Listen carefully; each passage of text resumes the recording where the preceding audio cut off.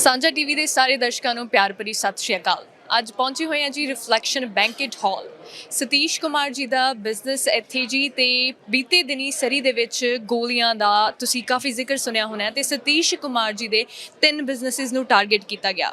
ਤੇ ਅੱਜ 15 ਜੂਨ ਇੱਥੇ ਇੱਕ ਫੋਰਮ ਬਾਰੇ ਇਕੱਠੇ ਹੋਏ ਆ ਸਾਰੇ ਬਿਜ਼ਨਸ ਭਾਈਚਾਰਾ ਇਸ ਵੇਲੇ ਰਿਫਲੈਕਸ਼ਨ ਬੈਂਕਟ ਹਾਲ ਦੇ ਵਿੱਚ ਇਕੱਠਾ ਹੋ ਕੇ, ਤੇ ਸਤੀਸ਼ ਜੀ ਦੇ ਨਾਲ ਵੀ ਗੱਲ ਕਰਾਂਗੇ ਤੇ ਸਰੀ ਦੇ ਹੋਰ ਮੁੱਖ ਚਿਹਰਿਆਂ ਦੇ ਨਾਲ ਵੀ ਗੱਲਬਾਤ ਕਰਾਂਗੇ ਤੇ ਤੁਹਾਨੂੰ ਦਿੰਨੇ ਆ ਅੱਜ ਦੀ ਖਾਸ ਜਾਣਕਾਰੀ ਜੀ। ਸੋ ਹੁਣ ਗੱਲਬਾਤ ਕਰਨ ਜਾ ਰਹੇ ਹਾਂ ਜੀ ਰਣਦੀਪ ਸਰਾਏ ਜੀ ਦੇ ਨਾਲ। ਸਭ ਤੋਂ ਪਹਿਲਾਂ ਪਿਆਰ ਭਰੀ ਸਤਿ ਸ਼੍ਰੀ ਅਕਾਲ। ਸਤਿ ਸ਼੍ਰੀ ਅਕਾਲ ਜੀ। ਸੋ ਰਣਦੀਪ ਸਰਾਏ ਜੀ, ਕੀ ਕਹਿਣਾ ਚਾਹੋਗੇ ਜੀ? ਅੱਜ ਰਿਫਲੈਕਸ਼ਨ ਬੈਂਕਟ ਹਾਲ ਦੇ ਵਿੱਚ ਤੁਸੀਂ ਵੱਖ-ਵੱਖ ਡਿਫਰੈਂਟ ਬਿਜ਼ਨਸ ਭਾਈਚਾਰਿਆਂ ਦੇ ਨਾਲ ਅੱਜ ਇੱਥੇ ਜੁੜੇ ਹੋਏ ਹੋ ਤੇ ਨਾਲ ਸਤੀਸ਼ ਕੁਮਾਰ ਜੀ ਵੀ ਇੱਥੇ ਮੌਜੂਦ ਆ। ਕੀ ਕਹਿਣਾ ਚਾਹੋਗੇ ਜੀ ਇਸ ਜਿਹੜੇ ਪਿਛਲੇ ਬੀਤੇ ਦਿਨੀ ਸਰੀ ਦੇ ਵਿੱਚ ਕਾਫੀ ਗੋਲੀਆਂ ਦੇ ਤੁਸੀਂ ਮਾਮਲੇ ਸੁਣੇ ਆ ਜੀ? ਦੇਖੋ, ਬਹੁਤ ਸੀਰੀਅਸ ਮਾਮਲਾ ਔਰ ਅਸੀਂ ਕਾਫੀ ਸੀਰੀਅਸ ਤਰੀਕੇ ਨਾਲ ਦੇਖ ਰਹੇ। ਇਹ ਸਭ ਤੋਂ ਪਹਿਲਾਂ ਇਲੈਕਸ਼ਨ ਵੇਲੇ ਮੈਂ ਦੇਖਿਆ ਸੀਗਾ, ਇੱਕ ਦੋ ਜਣਿਆਂ ਨੂੰ ਨਹੀਂ ਬੜਾ ਦੱਸਿਆ ਨਹੀਂ, ਪਰ ਉਹਨਾਂ ਨਾਲ ਹੋਈ ਹੈ ਫਰੋਤੀ ਦੇ ਕਾਲ ਵੀ ਤੇ ਗੋਲੀਆਂ ਵੀ ਚੱਲੀਆਂ, ਤਾਂ ਹੁਣ ਸਤੀਸ਼ ਜੀ ਦੇ ਵੀ ਹੋਈ ਆ। ਇਹ ਦੇਖੋ, ਸਭ ਤੋਂ ਪਹਿਲਾਂ ਤਾਂ ਜਿਵੇਂ ਸਤੀਸ਼ ਜੀ ਨੇ ਵੀ ਕਿਹਾ ਕਿ ਕੋਆਪਰੇਟ ਪੁਲਿਸ ਨਾ ਕਰੋ, ਤੁਸੀਂ ਉਹਨਾਂ ਨੂੰ ਨਾ ਪੈਸੇ ਦਿਓ ਨਾ। ਜਦੋਂ ਆਪਾਂ ਪੈਸੇ ਦੇਣ ਲੱਗ ਪੈਂਦੇ ਉਹਨਾਂ ਦਾ ਮੂੰਹ ਖੁੱਲ ਜਾਂਦਾ, ਉਹ ਹੋਰਾਂ ਤੋਂ ਮੰਗਣ ਲੱਗ ਪੈਂਦੇ। ਨੰਬਰ 2, ਅਸੀਂ ਰਿਕੁਐਸਟ ਕੀਤੀ ਸੀਗੀ ਕਿ ਅਸੀਂ ਆਫਰ ਕਰ ਸਕਦੇ ਫੈਡਰਲ ਸਪੋਰਟ। ਉਹ finally I think Surrey police ਨੇ ਫਰਾਈਡੇ ਆਸ ਕੀਤੀ। ਅਸੀਂ ਉਸ ਤੋਂ ਪਹਿਲਾਂ ਬ੍ਰੈਂਡਾ ਲੌਕ ਦੀ ਵੀ ਮੀਟਿੰਗ ਸਾਡੇ ਪਬਲਿਕ ਸੇਫਟੀ ਮਿਨਿਸਟਰ ਨਾਲ ਕੀਤੀ ਆ। ਅਸੀਂ ਆਪ ਐਜ਼ ਏ ਪੰਜਾਬੀ ਜਾਂ ਕਹਿ ਲਓ ਸਰੀ ਦੇ, ਤਾਂ ਬਰੈਂਪਟਨ ਟੋਰਾਂਟੋ ਦੇ ਐਮਪੀਆਂ ਨੇ ਪਬਲਿਕ ਸੇਫਟੀ ਮਿਨਿਸਟਰ ਨਾਲ 2 ਵਾਰੀ ਆਲਰੇਡੀ ਮੀਟਿੰਗ ਕਰ ਚੁੱਕੇ। ਇੱਕ ਵਾਰੀ ਜ਼ੂਮ ਰਾਹੀਂ ਇਲੈਕਸ਼ਨ ਤੋਂ ਰਾਈਟ ਹੋਏ ਬਾਅਦ, ਇੱਕ ਵਾਰੀ ਇਨ ਪਰਸਨ, ਤੇ ਹੁਣ ਅਸੀਂ ਫੋਲੋ ਅਪ ਕਰਨਾ। ਸੋ ਹੋਪਫੁਲੀ ਇਹ ਜਿਹੜਾ ਕੋਆਰਡੀਨੇਟਡ ਐਫਰਟ ਜਿਵੇਂ ਲਾਸਟ ਟਾਈਮ ਸਾਲ 1.5 ਸਾਲ ਪਹਿਲਾਂ ਹੋਈ ਸੀ, ਉਹਦੇ ਨਾਲ ਕਾਫੀ ਕੰਟਰੋਲ ਹੋ ਗਿਆ ਸੀ। ਇਸੇ ਤਰ੍ਹਾਂ ਅਸੀਂ ਆਸ ਕਰਦੇ ਕਿ ਜੇ ਇਹ ਕੋਆਰਡੀਨੇਟਡ ਤਰੀਕੇ ਨਾਲ ਹੋਊਗਾ, ਲਾਅ ਇਨਫੋਰਸਮੈਂਟ ਰਲ ਕੇ ਚੱਲੇ, ਅਸੀਂ ਇਹਨੂੰ ਜਲਦੀ ਇਹਨੂੰ ਨੱਥ ਪਾ ਦੇਵਾਂਗੇ। ਬਿਲਕੁਲ ਜੀ। ਤੇ ਬੀਤੇ ਦਿਨੀ ਸਤੀਸ਼ ਕੁਮਾਰ ਜੀ ਨੇ ਇੱਕ ਸੁਨੇਹਾ ਸਾਰੇ ਸਰੀ ਵਾਸੀਆਂ ਲਈ ਵੀ ਕਿਹਾ ਸੀਗਾ ਕਿ ਸਾਰੇ ਜਾਣੇ 15 ਤਰੀਕ ਨੂੰ ਇਕੱਠੇ ਹੋ। ਤੇ ਅੱਜ ਮੈਨੂੰ ਲੱਗਦਾ ਰਿਫਲੈਕਸ਼ਨ ਬੈਂਕਟ ਹਾਲ ਦੇ ਵਿੱਚ ਜਿੰਨਾ ਇਕੱਠ ਦੇਖਣ ਨੂੰ ਮਿਲ ਰਿਹਾ, ਇਵਨ ਜੇ ਕੋਈ ਪੋਲੀਟੀਸ਼ੀਅਨ ਬੰਦੇ ਦੀ ਗੱਲ ਕਰੀਏ, ਭਾਵੇਂ ਉਹ ਨਾਰਮਲ ਇਨਸਾਨ ਹੈ, ਭਾਵੇਂ ਉਹ ਬਿਜ਼ਨਸ ਭਾਈਚਾਰੇ ਨੂੰ ਕੋਈ ਬਿਲੋਂਗ ਕਰਦਾ ਆ, ਸਾਰੇ ਇੱਥੇ ਮੌਜੂਦ ਆ। ਇਹ ਵੀ ਇੱਕ ਬਹੁਤ ਵੱਡੀ ਜਿੱਤ ਆ ਜੀ। ਦੇਖੋ, ਬਹੁਤ ਵੱਡੀ ਜਿੱਤ, ਕਮਿਊਨਿਟੀ ਇਕੱਠੀ ਹੋ ਰਹੀ ਆ ਔਰ ਅਸੀਂ ਜਿਹੜਾ ਇਹ ਟਾਈਪ ਆਫ ਵਾਇਲੈਂਸ ਆ ਇਹਨੂੰ ਟੋਲਰੇਟ ਨਹੀਂ ਕਰਨਾ, ਨਾ ਅਸੀਂ ਇਹਨੂੰ ਇੱਥੇ ਚੱਲਣ ਦੇਣਾ। ਸੋ ਗਵਰਨਮੈਂਟ ਨੂੰ ਜੋ ਵੀ ਕਾਨੂੰਨ ਦੀ ਲੋੜ ਪਊਗੀ, ਜੋ ਵੀ ਟੂਲਸ, ਫਿਜ਼ੀਕਲ ਟੂਲ ਚਾਹੀਦੇ ਆ ਜਾਂ ਮੈਨ ਪਾਵਰ ਚਾਹੀਦੀ ਆ, ਅਸੀਂ ਉਹ ਦੇਵਾਂਗੇ। ਇਸੇ ਕਰਕੇ ਤੁਹਾਨੂੰ ਇੱਥੇ ਲਾਅ ਇਨਫੋਰਸਮੈਂਟ ਵੀ ਕਾਫੀ ਦਿਸਦਾ। ਅਸੀਂ RCMP ਦਾ ਵੀ ਜਿਹੜੀ ਸੈਂਟਰਲ ਕਮਾਂਡ ਤੋਂ ਵੀ ਸਪੋਰਟ ਇਹਨਾਂ ਨੂੰ ਦੇਵਾਂਗੇ। ਬਾਕੀ ਜਿਹੜੇ ਸੀਸਸ ਜਾਂ ਹੋਰ ਸੁਰੱਖਿਅਤ ਰੱਖਣ ਏਜੰਸੀਆਂ ਹੈਗੀਆਂ, ਉਹ ਵੀ ਜਿੱਥੇ ਉਹਨਾਂ ਦਾ ਲੋੜ ਪਊਗੀ ਉਹ ਵੀ ਆਪਣਾ ਸਹਾਇਤਾ ਪੂਰੀ ਦੇਣਗੇ। ਬਿਲਕੁਲ ਜੀ। ਤੇ ਜਿਹੜੇ ਵਾਸੀ ਆਪਾਂ ਨੂੰ ਸੁਣ ਰਹੇ ਆ, ਕੋਈ ਸੁਨੇਹਾ ਤੁਸੀਂ ਉਹਨਾਂ ਨੂੰ ਦੇਣਾ ਚਾਹੋ? ਦੇਖੋ, ਸੁਨੇਹਾ ਇਹੀ ਹੈ ਕਿ ਇਹ ਜਦੋਂ ਵੀ ਕਿਤੇ ਤੁਹਾਨੂੰ ਜੇ ਕਿਤੇ ਬਾਈ ਚਾਂਸ ਕਾਲ ਆਉਂਦਾ, ਇਮੀਡੀਏਟਲੀ 911 ਨੂੰ ਕਾਲ ਕਰੋ। 1 ਦਿਨ ਬਾਅਦ ਨਹੀਂ, 2 ਦਿਨ ਬਾਅਦ ਨਹੀਂ, ਜਿਵੇਂ ਵੀ ਤੁਹਾਨੂੰ ਸਸਪੀਸ਼ੀਅਸ ਐਕਟੀਵਿਟੀ ਮਿਲਦੀ ਆ, ਨਾਲ ਦੀ ਨਾਲ ਦੱਸੋ। ਪੁਲਿਸ ਉਹ ਇਨਫੋਰਮੇਸ਼ਨ ਦੇ ਨਾਲ ਲੈ ਕੇ ਉਹ ਫੜ ਸਕਦੀ ਆ। ਇੱਥੇ ਕੈਨੇਡਾ ਦੇ ਵਿੱਚ ਜਿਹੜਾ ਸਿਸਟਮ ਹੈ ਉਹ ਐਵੀਡੈਂਸ ਬੇਸਡ ਸਿਸਟਮ ਆ, ਸੋ ਉਹ ਕਰਨਗੇ। ਔਰ ਸਾਡੀ ਜ਼ਿੰਮੇਵਾਰੀ ਹੈ ਕਿ ਤੁਹਾਨੂੰ ਸੇਫ ਰੱਖਣਾ, ਪਰ ਉਹ ਤਾਂ ਹੋਊਗਾ ਜਦੋਂ ਤੁਸੀਂ ਵੀ ਕੋਆਪਰੇਟ ਕਰੋਗੇ। ਬਾਕੀ ਪੈਸੇ ਜ਼ਰੂਰ ਨਾ ਦਿਓ, ਕਿਉਂਕਿ ਜਦੋਂ ਆਪਾਂ ਪੈਸੇ ਦਿੰਦੇ ਉਹਨਾਂ ਨੂੰ ਪਤਾ ਲੱਗ ਜਾਂਦਾ 2 ਜਣਿਆਂ ਨੇ ਦੇ ਦਿੱਤੇ ਆ, ਉਹ ਨਹੀਂ 10 ਜਣੇ ਹੋਰ ਤੋਂ ਮੰਗਣਾ, ਉਹਨਾਂ ਚੋਂ 3 ਜਾਂ 4 ਨੇ ਦੇ ਦਿੱਤਾ, ਉਹਨਾਂ ਦੀ ਰੋਟੀ ਇਹਨਾਂ ਚੱਲਣ ਲੱਗ ਪੈਂਦੀ, ਉਹਨਾਂ ਦੀ ਪ੍ਰੋਸਪਰਸ ਜਾਂ ਕਦੋਂ ਪ੍ਰੋਫਿਟੇਬਲ ਬਿਜ਼ਨਸ ਸਮਝ ਜਾਣਾ। ਆਪਾਂ ਉਹਨਾਂ ਨੂੰ ਪ੍ਰੋਫਿਟ ਨਹੀਂ ਇੱਥੇ ਬਣਾਉਣ ਦੇਣਾ, ਔਰ ਜਲਦੀ ਤੋਂ ਜਲਦੀ ਅਸੀਂ ਉਹਨਾਂ ਨੂੰ ਅਰੈਸਟ ਕਰਕੇ ਕਨਵਿਕਟ ਕਰਕੇ ਉਹਨਾਂ ਨੂੰ ਜੇਲ੍ਹ 'ਚ ਦੇਵਾਂਗੇ। ਬਿਲਕੁਲ ਜੀ। ਤੁਹਾਡਾ ਬਹੁਤ ਬਹੁਤ ਧੰਨਵਾਦ ਰਣਦੀਪ ਸਰਾਏ ਜੀ ਗੱਲਬਾਤ ਕਰਨ ਦੇ ਲਈ। ਥੈਂਕ ਯੂ ਜੀ, ਥੈਂਕ ਯੂ। ਬਹੁਤ ਬਹੁਤ ਸ਼ੁਕਰੀਆ ਜੀ, ਥੈਂਕ ਯੂ। ਅਗਲੀ ਗੱਲਬਾਤ ਭਾਈ ਨਰਿੰਦਰ ਸਿੰਘ ਜੀ ਦੇ ਨਾਲ ਕਰਾਂਗੇ ਜੀ। ਸਭ ਤੋਂ ਪਹਿਲਾਂ ਪਿਆਰ ਭਰੀ ਸਤਿ ਸ਼੍ਰੀ ਅਕਾਲ। ਸਤਿ ਸ੍ਰੀ ਅਕਾਲ ਜੀ ਸਾਰਿਆਂ ਨੂੰ। ਵਾਹਿਗੁਰੂ ਜੀ ਕਾ ਖਾਲਸਾ, ਵਾਹਿਗੁਰੂ ਜੀ ਕੀ ਫਤਿਹ। ਭਾਈ ਸਾਹਿਬ ਜੀ, ਕੀ ਕਹਿਣਾ ਚਾਹੋਗੇ ਬੀਤੀ ਦਿਨੀ ਸਰੀ ਦੇ ਵਿੱਚ ਕਿ ਗੋਲੀਬਾਰੀ ਦੇ ਕਾਫੀ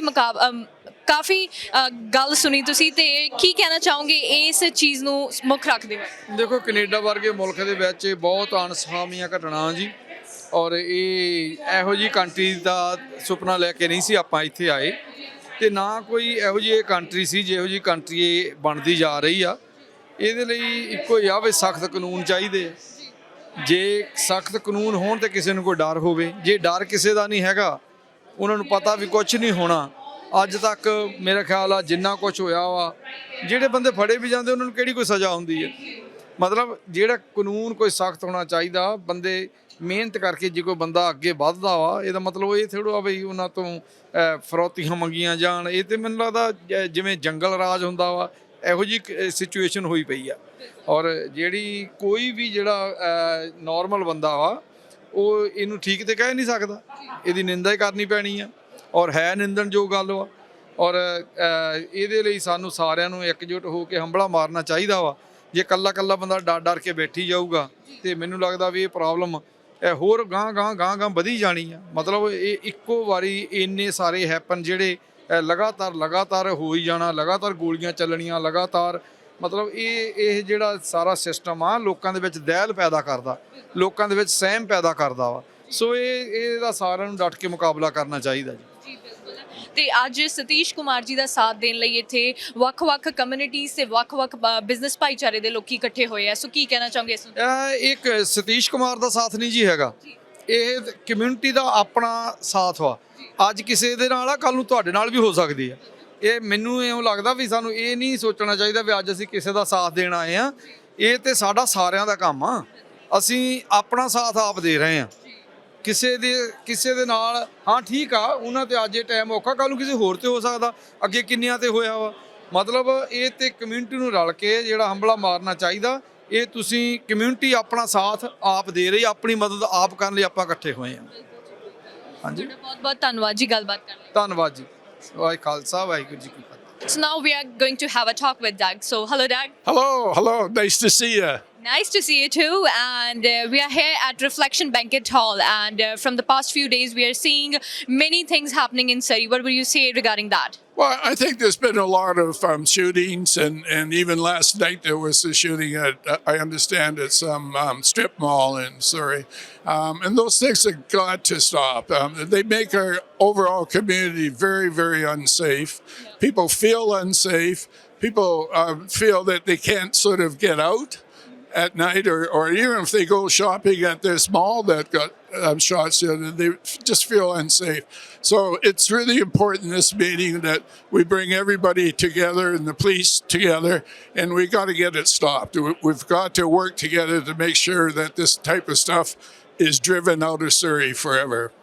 And the other thing is that the fighting has been on the major busy spots. So it's a very strange thing for whole community, because Surrey is such a city with the vast community and vast people living over here. So most of the firings were done openly at the daytime, and it was so strange for all of us. Yeah, it's intimidation, and we can't stand for that type of intimidation, especially when they start using their guns and so forth. And again, we need to drive it out of Surrey. We actually have to drive it out of Canada, really. There's no place for that type of activity in any city, literally in the world. So I think this is a very important meeting, and I hope everybody is here will fully cooperate, and if they hear anything or if they know anything, that they come forward so we catch these people and get this stopped as quickly as we can. Yeah, that's true. And what's your message to the people in the city? Well, we will make it very safe. Surrey is generally very safe throughout our community. We have a vast community, one of the largest in Canada as far as geographically. And I say to all people, if you hear of anything or you have any comments or any ideas, please get a hold of the police, Surrey Police, and we need to get on top of and make sure this never happens again. Thank you so much for the message, and thank you so much for sharing your words with us, Doug. Okay, thank you very much.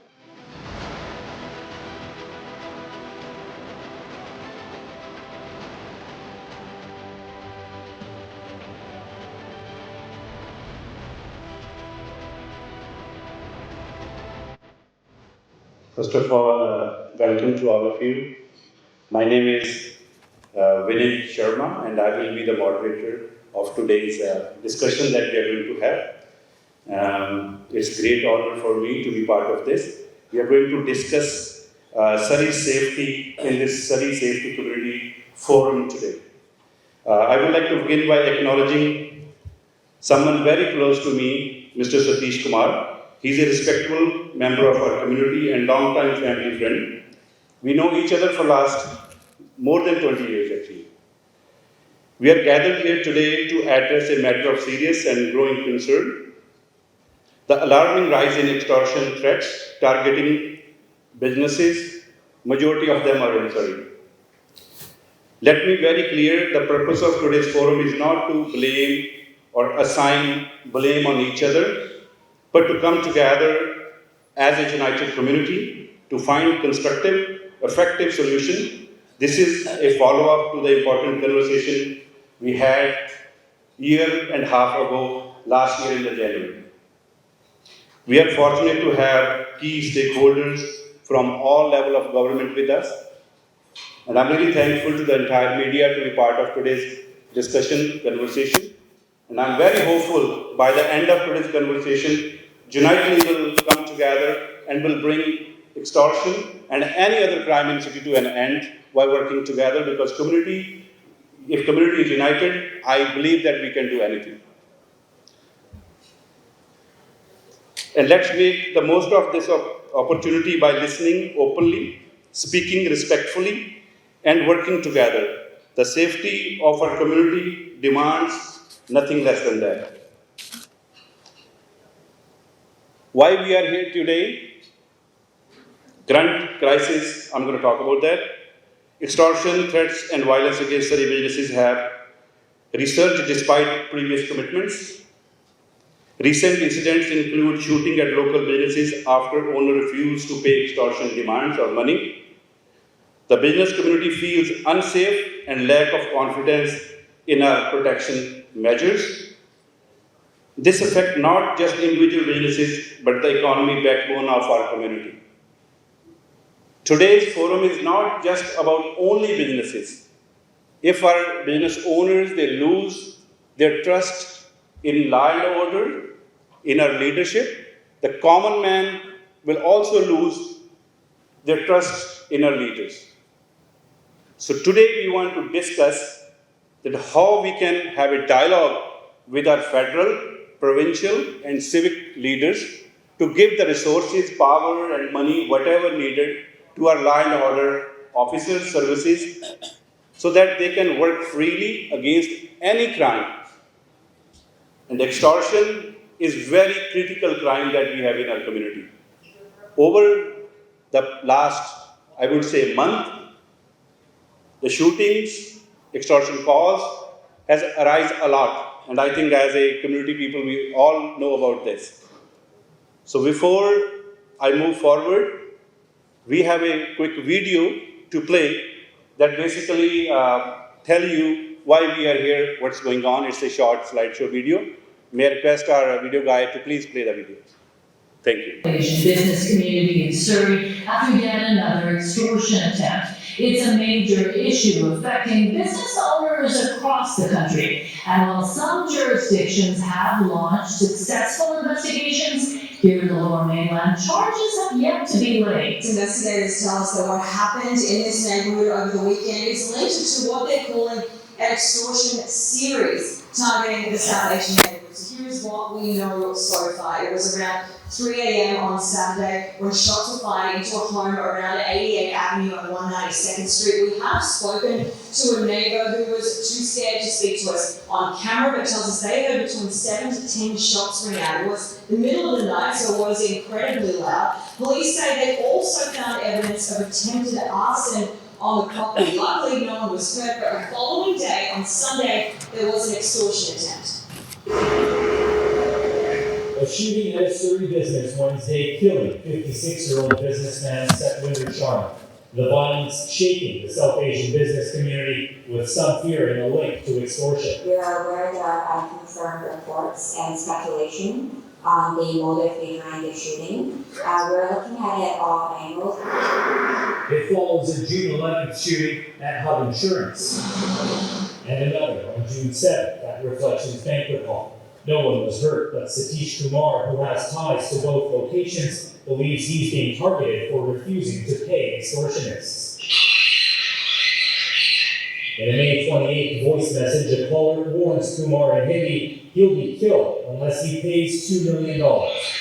Kumar says he later spoke to the caller directly. We had a good argument with him, a heated argument, right? And he asked me money. I said, no, we're not going to single penny. If you're not paying us, we're going to burn your Range Rover. The suspect can clearly be seen walking down the street armed with 2 handguns. He unloads dozens of shots directly at the home on Colter Road. This incident on May 25th caught on security camera. The second time this home has been shot at. Surrey police tying the investigation to an extortion plot. Yeah, we're investigating currently as an extortion file. We have spoken with the family on several occasions. We've spoken with them about safety planning and those kinds of things. After the first shooting 12 days earlier, the SPS installed its own video surveillance tower at the home. In the video provided to Global News, you can see it near the shooter, but not the cruiser that has been occasionally parked there as well, despite capturing images that might identify the suspect and his white Tesla. The SPS not releasing its version of the incident. Compound security camera. The suspect emerges from the dark and fires bottle after bottle at his PC home. The family inside wakes to the sound of glass shattering, the smell of gasoline. We don't feel safe at all. At all. Judge Aurora says phone threats began last year, demands for cash, promises of violence. You have 3 days. Give us 3 days. We will kill you. The town hall meeting on extortion last year, Kumar says the threats have escalated. He and other business owners are now offering a $100,000 reward for tips leading to the culprits and calling out the government for not doing enough. Anybody looking at that would probably get scared. Conservative Attorney General critic Steve Cooner wants the province to establish an anonymous tip line and partner with Ottawa to investigate potential foreign ties. The word extortion isn't even listed in the budget or in the estimates documents.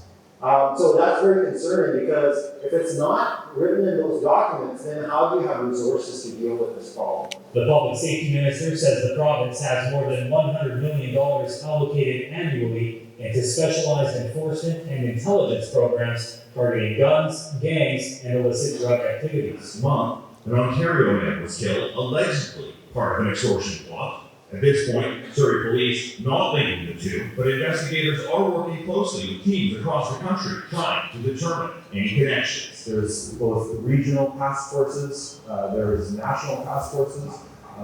Detectives are talking to each other across the country every week, as are intelligence officers and analysts, trying to figure out whether or not there may be any connections at all. Whenever people needed his help, he was always there. Even for me, he was my hero. Gurleen Data is devastated after her father, Harjeet Singh Data, was murdered. He was a pillar to the community, and he always fought for justice and the people who ever. On Wednesday, around the noon hour, her 51-year-old father was gunned down in a hail of bullets as he got out of his car in the parking lot outside his Mississauga trucking business. The family believes the murder is connected to an extortion call Data received in December 2023.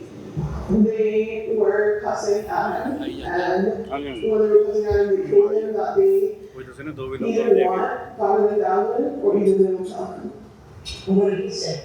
He said he will not get the money, and he said after he went to the cops.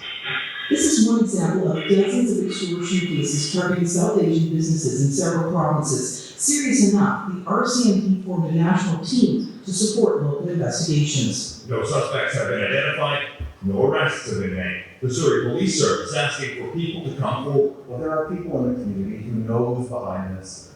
There are people who know who the shooter probably is, and we need those people to come forward before someone gets. They're really scared right now.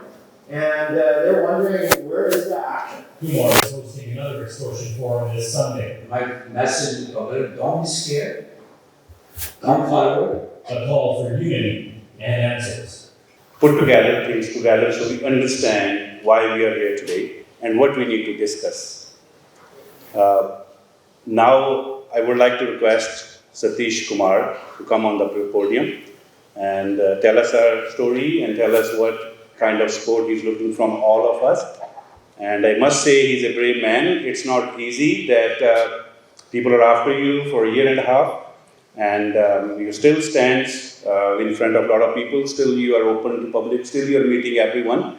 And I must say that we stand with you, with the entire Kumar family in this situation, and community is with you. Respected Satish Kumarji. Satish, I think all of you know, he's a successful businessman, president of Lakshmi Narayan Mandir, and very kind-hearted, noble person, and has been helping all the charitable societies and societies in large around, not just in British Columbia, all over the world. Satish Kumar, let's welcome him, please. Thank you.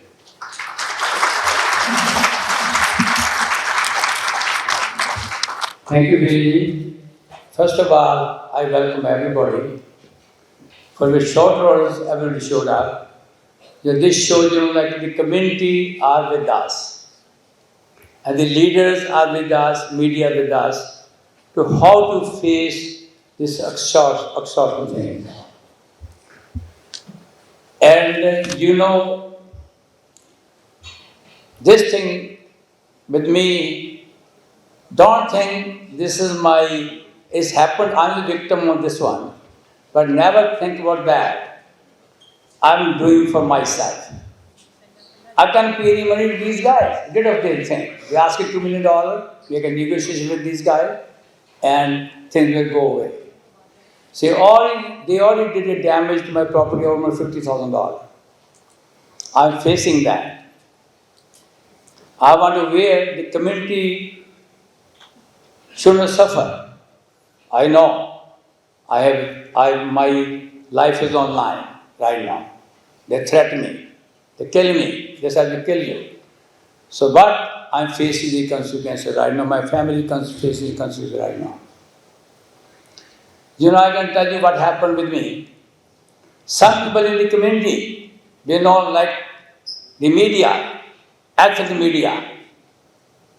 Sometimes they post there on the back. They said, this is our personal matter with these guys. So I want to show the message. First message was given 28th of May to me. What they're saying, on what they're demanding. So I want to play the message so everyone can hear. This is an extortion card. I don't have any personal relations with anybody. I'm sure everyone knows in the community. We don't do any illegal stuff. We work hard. I came 40 years back. I think mostly community people know me, what kind of my family is, what we do. Sure, we work hard. We are successful in the business. Right? We're not stealing anybody's money. But the media, I'm surprised, media ask me that question. Who did the extortion to me, call me? We have personal relationship, personal things. I'm very sad on our India media, what they're doing. So please, can you play that video?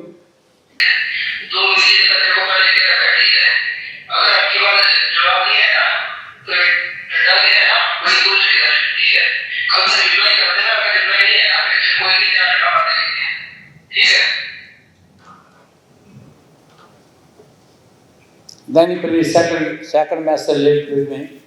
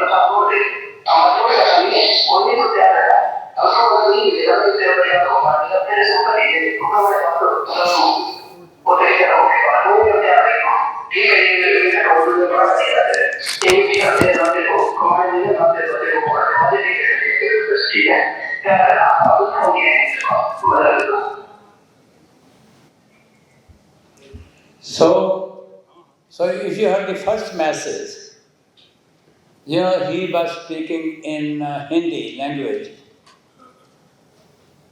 And he said, so to my language, the language, that a goal sa, because I don't know who become my name, last name, I usually last name is Kumar. So he said, if you don't give me $2 million to me, we'll kill your family. A second message he relayed, he thinking I'm a Gujarati. He said, kill one Gujarati, then 4% give money to us. So, and he put a long message on that. I just shortcut that message. So, if you can, like I think he also put in a message there too, that you can read after that. So this is a message I got on 28. But I didn't pick up his call, but he left a message. Because he did the message 4, 5, 6 months ago too. Like then I report to RCMP, they said, they said, block their calls. Then message comes, stop message coming up. Then message start coming up. Then I report to the RCMP again, they said block the messages. So then they keep continue going the message every time. They never stop the message. Every day after 2 days, they didn't get the message, they call you back. Some 64 number or plus 35 number.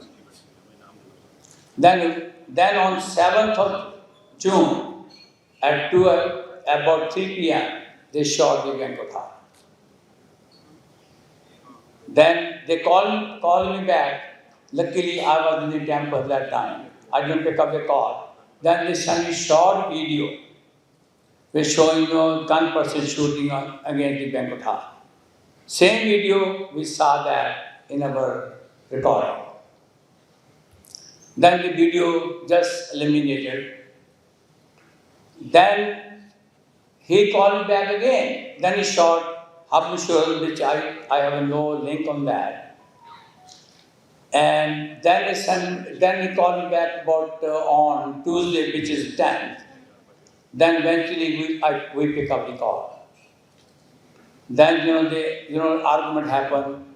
We say I'm going to give you the money. It's almost 6 minutes or 9 minutes call got running through.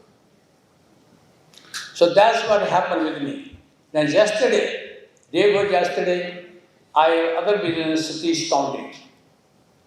They shot her there too, with 9 bullets. They continue doing that. But I don't know what's answer with the federal government, provincial government, and local authorities. I don't know what to do. This is happening with me. It's happened as you see the media before. I saw just today 88 Avenue too. I don't know what that is, came to know. So what is happening? But nothing happened so far. How we protect it? It means any business community did a business over here, make some good business, did a crime to come in this country? I am very, very surprised and disappointed. I am doing this one not for my sake. I don't care. I'm on, I'm in the target right now. But they won't stop unless the government cannot do something. So this is very important. All the law-making authorities, police, SPS is over here today. And all the public is listening to me. I was sometimes thinking, I don't think the police can do anything, or as SP or the government authority can do anything. So it should make their own police, own authority to protect that. We have big business community over here. I think they can afford it. Or, because what authority we have? We are fighting stick against guns. If I have a gun, the police don't charge me right away. There is a gun law made passed by the federal government. For whom? Innocent people. Criminals, they don't need gun thing. They bring the gun, shot it, and leave. When we came to Canada, We thinking this is a very peaceful country and there is a very good life. This country is mess right now. Extortion everywhere. They pick up anybody. And secondly, I want to say, I'm sure, I don't blaming anybody over here. So there is some people here or in the community, they know who is the person that targeted. And they have all the information. Our own people shooting them. So I want to, the reason today we're over here, I want ask the community help. Please save other extortion call. But these guys somewhere live in your basement, somewhere they live. So help the police, help the SPS, help the RCMP. Try to keep open your eyes. If you don't do it, tomorrow somebody else is gonna be targeted too. When I was here, some guy just met me today. He said he got the same thing too. Then I came to know for the short, they called me after that too, they asked me, they just called me 2 days ago. They asked, we don't let you go unless you pay the money to us. They continue to call it. I can stop any time to give them the money. But I don't do that. So the community, I want to wake the community. Please wake up yourself, get together and do something. Or I don't know how the government are recommended. Federal guys over here, our target Subdaliva say, he said we have extortion penalty with 20 imprisonment. I don't understand. The extortion guys are not sitting over here, they're calling you. They're sitting outside the country. The people who do that, if they got caught, next day they are released. Next day they are released because he's an extortion guy. I think law should be that, they should punish right away and shouldn't be out of the jail. I know RCMP SP has a lot of hands are tied up because they have made a lot of evidence to put these guys behind the bar. We have a last meeting over here, last forum. Nikki Sharma was here. We request her give a full authority to RCSP to make the charges of anybody else. First they put the charges there, then charges are approved from the Attorney General. Procedure is so long.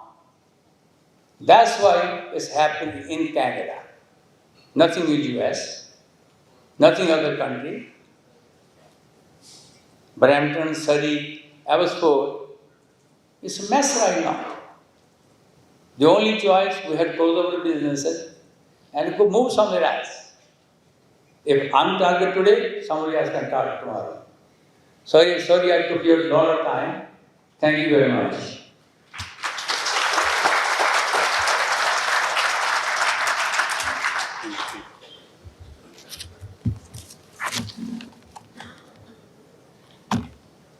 Thank you, Steve. And as all of you have heard, to bring end to extortion and any other crime, I think the community partnership is very important. All of us, we need to look around wherever we live, wherever we work, what's going on. If there is any suspicious person, suspicious activity, I think now more than before, you need to be more proactive and more active to participate what's going on around. Police forces or our leaders alone, they cannot do anything. We have to be part of that to solve the mystery that is going on. Before I invite our speakers on the stage, I will quickly go over that what we are expecting from our leaders, what kind of questions and answers we have. Quickly moving forward to our leadership, our questions are, few questions that I have. What is the investigation process going on? This could be to the police if there is any arrest or prosecution have made in the past year or so. Resources allocation, interagency relationship, cooperation, is it there or not? If there is, what the measures has been taken? What are the prevention measures has been taken? Provincially, I would like to ask, what are the policies has been made so far? Is there any policy change? Is there any funding allocated or provided? Is there any provincial task force out there? Any support system for the victims? Is there any?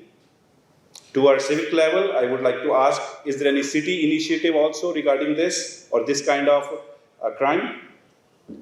Any business license? Does our councillors or staff go to the businesses, talks to them? We have so many Indian plazas where this stuff is happening. Is there anyone actively going, talking to people and getting their feedback and giving that feedback to mayor and other team members at the city hall? Community safety plan, is there any plan in place? Or is there any talk on that in the previous year and a half? Similarly, I would like to ask the federal leaders also, at federal level, what kind of initiatives has been taken previously in year and a half?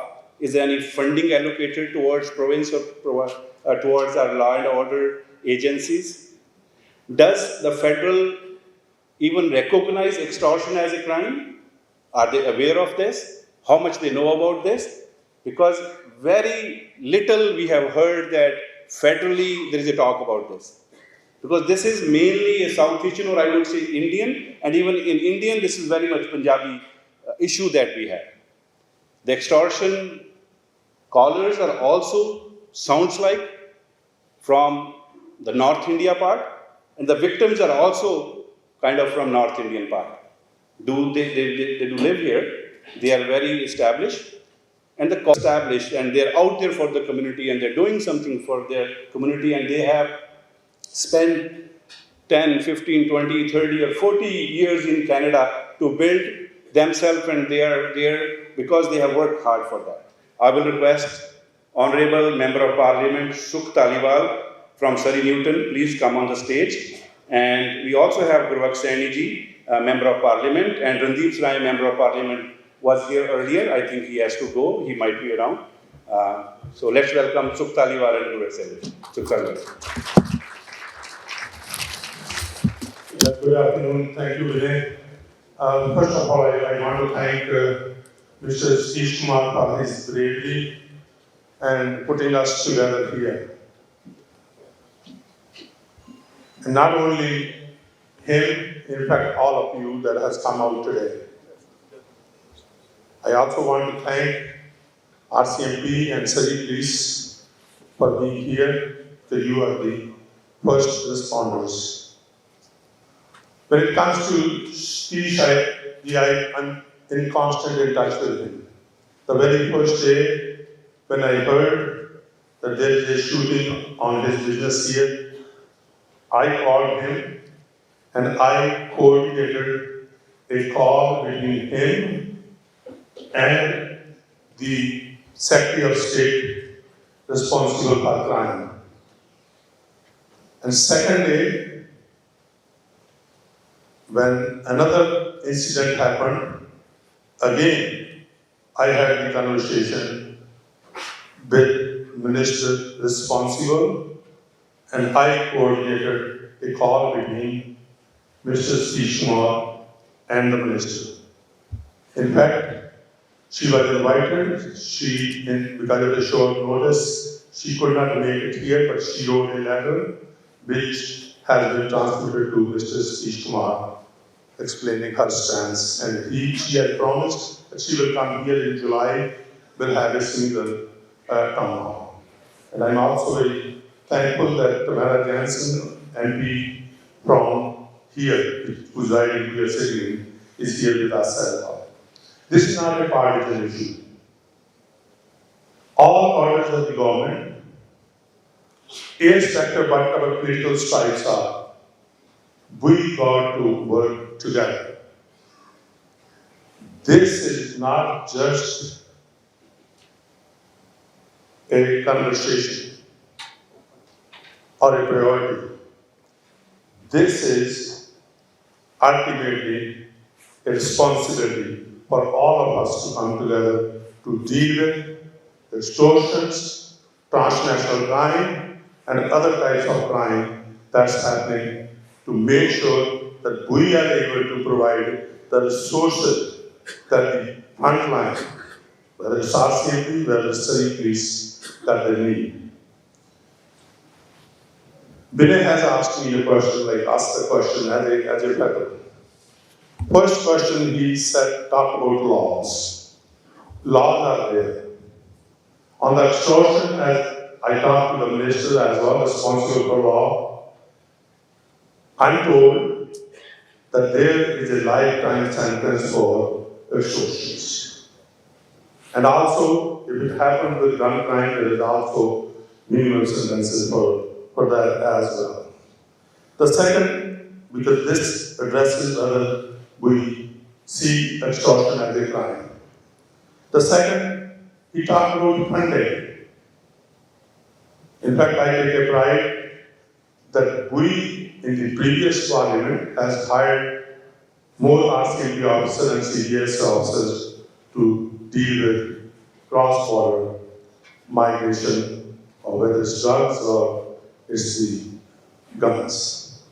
And now we are also going to hire or provide resources to hire 1,000 RCMP officers. So the commitment is there. Ms. Sani, I'm sure, hopefully the other MPs, as three of us are here, Tamara, Durvaksha and myself, I wish everyone will see it, because most of the crime does not have any boundaries. Durvaksha, my cousin, I talked about this to the ministers. I said, none of these shootings has occurred in my area, but I'm getting a call from her worship Mayor Brenda Locke. In fact, I want to thank her, because every day she was coordinating, telling me what's happening, the help that she needs. In fact, she asked me to arrange a meeting between the public safety minister and herself. Within hours, that was done. And in fact, she was there to raise the issues for the residents of Surrey. I, along with Mr. Sani, because he's standing here, only us standing can commit to you. And I have seen within 2 days of the work that has been assigned to Mr. Sani, he has always come up with a practical solution and a help, and I am willing to work on with Mr. Samara, Mr. Vash, myself, or other MPs that are willing to work together as a team to make sure that each and every person, each and every Canadian feels safe. When it comes to myself, I know I just want to be sure. When it came to extortion, transnational crime, foreign interference, those are the issues that I was because you hardly get a spot, a man can witness that you are in those lines that you will be able to present a private member's bill.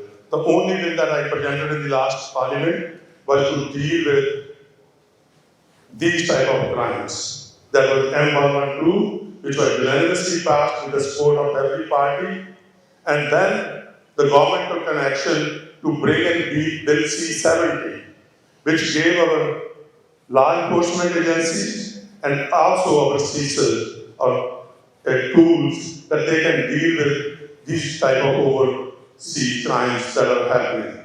And in fact, also in this parliament, the second bill we brought in is on crime, to make sure that we are able to give the resources and the tools that our police forces need to deal with crimes like this. So here I will stop, and I'm committing to you that I have always been out there, and I will continue to make sure that businesses and the residents of Surrey feel safe.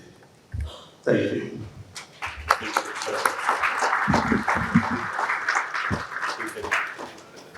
I want to say a special thank you for organizing this public safety forum, again, Satish Ji. I wish we could say the situation has improved since we last gathered, but it hasn't. Things have gotten much worse. Last year we heard loud and clear, you asked for a dedicated tip line, a direct, confidential way for people to report threats without fear. And what did we get? Most of us were shocked that all we were told at the meeting was, just call the non-emergency line. Well, that response made it painfully clear that there's a real disconnect between the reality this community is living and the way it's being handled by those in charge. Let me say this clearly. This is not a minor issue. This is organized crime. This is extortion. This is targeted violence. Our community is paying the price. We're not talking about isolated incidents. These are coordinated threats against business owners, community leaders, and families. First the phone call, then the demand. And when people refuse to pay, a bullet through the window, a broad daylight shooting. And it's happening right here in Surrey, in my riding. Now, what I'm hearing from people is that they're living in fear. They go straight from home to work and back home again. They're afraid to gather, go to restaurants, and even to speak out. Here's the hard truth. Trust is in short supply. People are afraid to come forward because they don't believe they'll be protected. And if someone finally builds up the courage to report a threat, they're told to call the same number used to report a stolen bike or a noise complaint. That's not just dismissive, it's dangerous. When victims feel unheard, they stop coming forward. And when that happens, the criminal wins. That's why a designated line wasn't just a suggestion, and it was a necessity. And quite frankly, it was the bare minimum. Now, let's be honest. The Liberal government has had every tool at its disposal to fix this. But instead of targeting gang violence, they've poured $350 million into gun buybacks from licensed, law-abiding gun owners, while putting only $80 million into tackling actual gang crime. At the same time, they've ushered in the most unsustainable immigration levels in our country, so that the system is so overwhelmed that proper vetting has fallen through the cracks. That's negligence. And now, bad actors are exploiting those gaps to terrorize communities like ours. And the bail laws? These criminals don't fear getting caught, because even if they are, they're back on the street in hours. It's catch, release, repeat. And everyone here knows it. So no, this isn't just a public safety emergency. It's a failure of leadership. The safety of the people of Surrey is my top priority. You put your trust in me to fight for you, and that's exactly why I'm here. Speaking plainly about the problem, without spin or sugarcoating, because that's what this moment demands. We needed a dedicated tip line. We need serious gang enforcement. We need immigration policies that protect Canadians first. And we need a government that stops coddling criminals and starts defending citizens. The people of Surrey, our community, deserve to feel safe again. They deserve leadership that puts their security first. It's hard to believe, but some of my constituents are now asking, if the police can't protect us, shouldn't the law at least allow us to protect ourselves? That question should shake every decision maker in this country. This is not the Canada I grew up in, where families lived without fear and communities stood strong without having to look over their shoulders. What's needed now is action, real action, not more words, not more spin, but real protection. And you can count on me to bring this issue to Ottawa on your behalf. If Satish Ji has the courage to speak out, then we all need to follow his example. Thank you.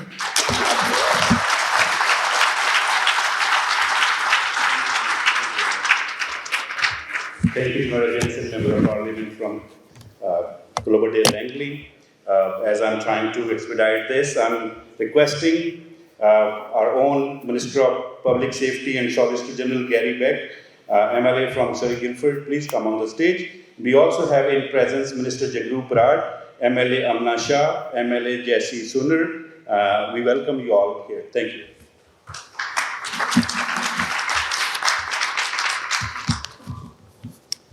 Thank you. And hi, everyone. It's good to see you all today. Thank you for being here. It's an important day for all of Surrey. I want to begin by saying to everyone affected by these recent extortion threats, you are not alone.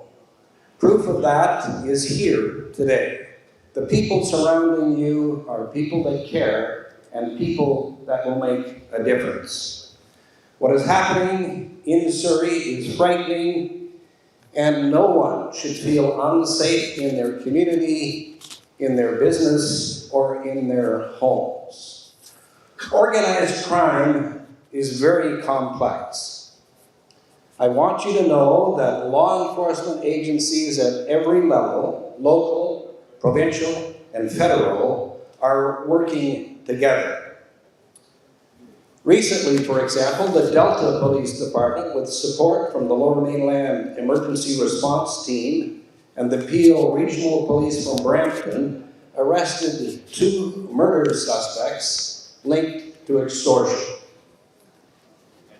This serves as a reminder to you, I hope, that this is a multi-jurisdictional issue that is not happening only here in Surrey or in Abbotsford, but all across the country. We in government understand and recognize the fear and frustration that these events are having on this community, and I'm here today to say that our government is standing with you. At the provincial level, we continue to take action to ensure British Columbians are safe from organized crime. More than $100 million is invested annually to support specialized enforcement and intelligence programs targeting guns, gangs, and illicit activities. At the national level, the federal RCMP established a national coordination and support team to work with the police here in BC and other provinces and international partners to coordinate investigations in these ongoing crimes. I cannot stress enough the importance of reporting any threats or attempts of extortion to the police immediately. This information from the community is crucial for police during these complex investigations. And to anyone who is a victim of extortion, know that supports are available. Please reach out to local police if you or someone you know is or has been extorted. Again, I thank the community leaders, organizers, and residents for rallying today and coming together to support all those who have become an innocent victim of extortion. We stand united, and we will do everything we can to support efforts in addressing this problem decisively. Thank you very much. Thank you, Honorable Mr. Gary Beck. Gary Beck is also a former police officer and now Solicitor General. I think he's the best person in the seat. He understands all the layers of crime, being a police officer. Now being a minister, I think he should have a solution to all this because now he knows information from both sides. This is the time to request Her Worship Mayor Brenda Locke, Mayor of Surrey, to come on the stage and say a few words.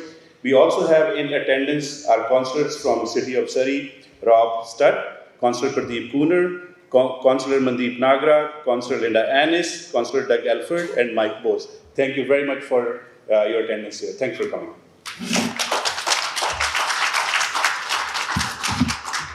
Thank you, Vinny. Well, good afternoon, friends and neighbors and everyone in this room. It is unfortunate that we have to gather together on what is Father's Day, a time when we should be celebrating with our families.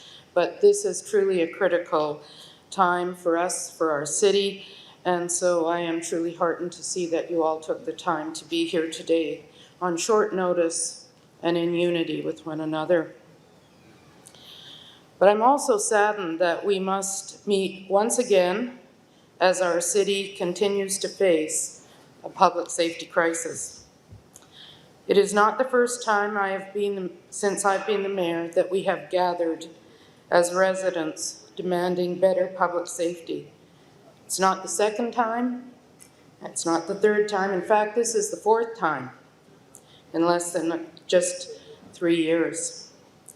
And I know many residents are feeling unsafe in our city today, and I know that because I'm hearing from you, some of you who are in this room. Today, Vinny asked the question, but the answer is yes. The city, and me specifically, are meeting regularly with people, with businesses in our community.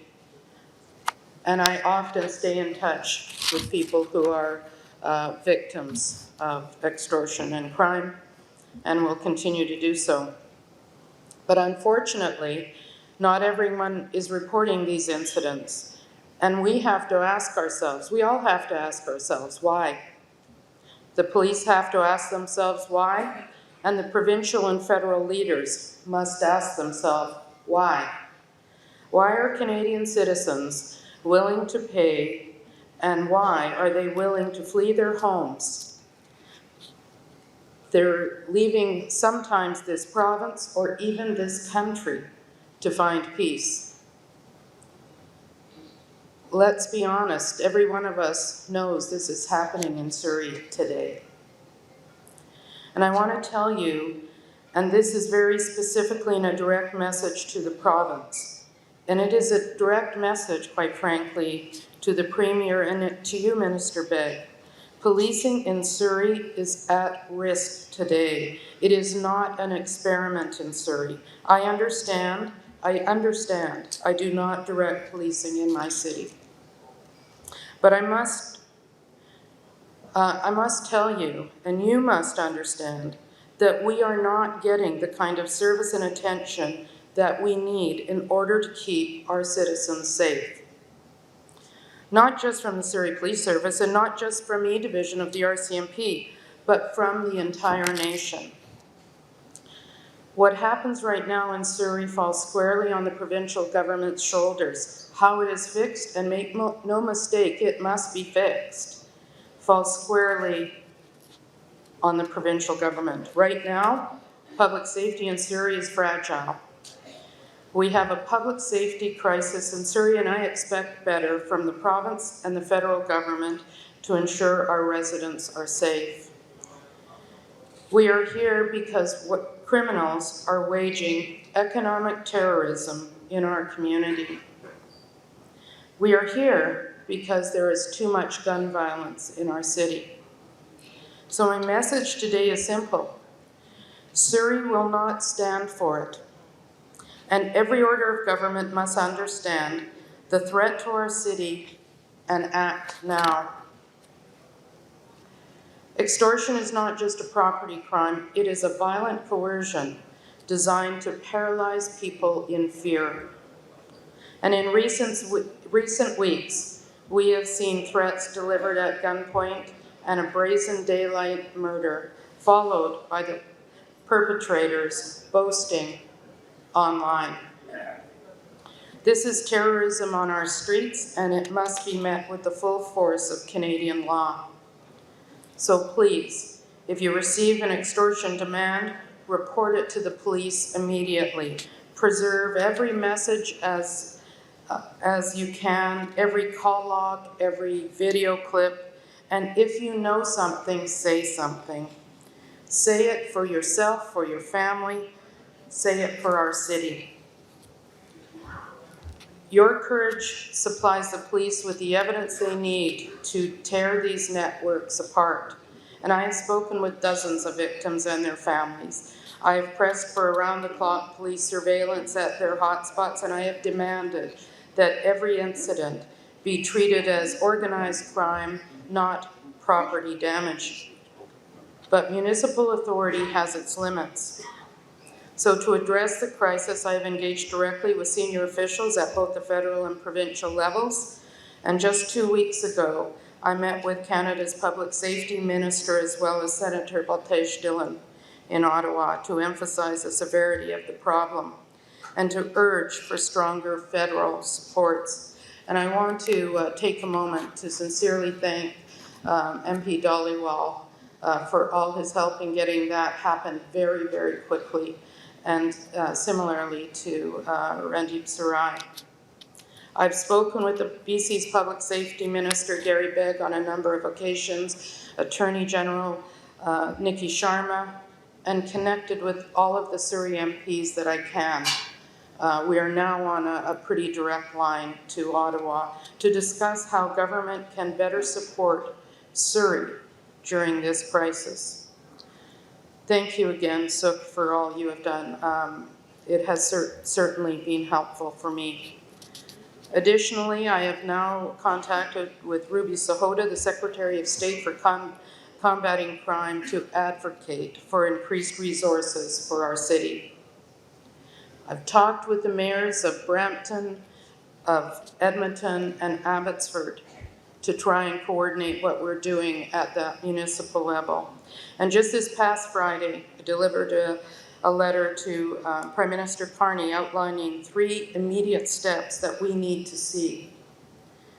Real-time intelligent fusion, a single national dashboard that flags extortion incidents within hours, not within weeks, within hours. Special operations funding, an expanded RCMP inset team permanently based in Surrey, plus emergency federal grants for municipal police overtime until arrests are made.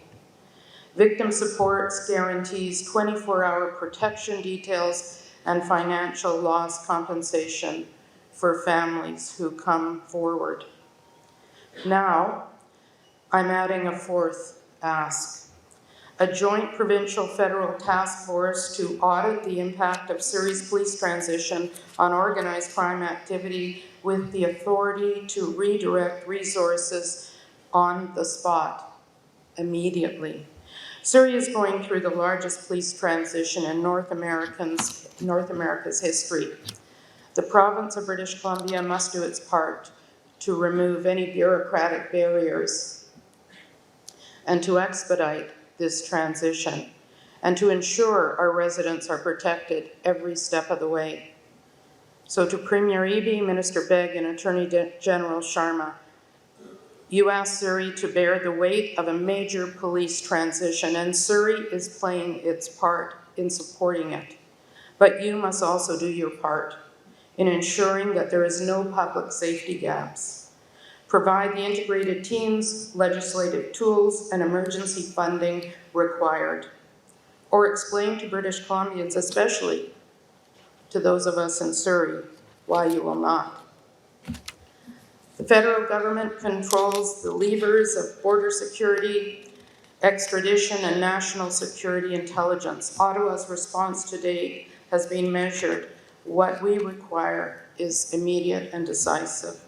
Prime Minister Carney and Minister of Public Safety, the men ordering these crimes behind foreign phone numbers and encrypted apps, but their violence spills on to Canadian sidewalks. We need federal prosecutors, cybercrime analysis, and fast-tracking extradition warrants this month, now, not in a next fiscal year. Surrey has faced adversity before, and we've emerged stronger for it. We've refused to be intimidated, refused to let criminals dictate how we live or work or worship. With your vigilance and decisive support, we demand from senior governments, we will drive these economic terrorists out of our city. I will not rest, and I know none of you will ever rest until every family can open up their shop and send their children to school and walk their streets and live in their homes without fear. Surrey's spirit is just simply unbreakable. And that's why all of you are here today. So I want to thank you for your resolve. Thank you for standing together. Thank you very much, Satish and Vinny. Thank you all for being here.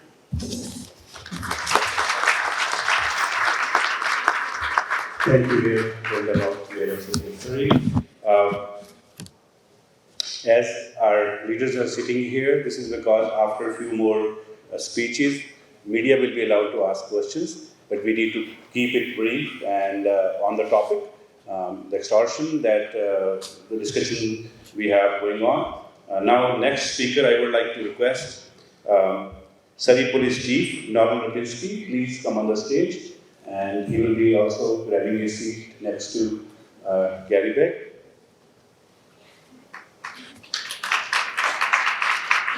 And may I request our volunteer to go around with the media and please take their names, whoever wants to ask questions. Thank you.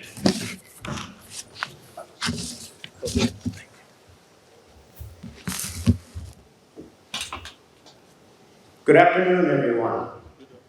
I appreciate the opportunity to be here today and address all of you about what Surrey Police Service, in conjunction with the RCMP, is doing to address this important issue. The Surrey Police Service is the police of jurisdiction. However, as we all know, the transition is not complete. And so the RCMP, Surrey Provincial Operations Support Unit, continues to work very closely with us, and I speak to Chief Superintendent Mihak on a weekly basis about this issue.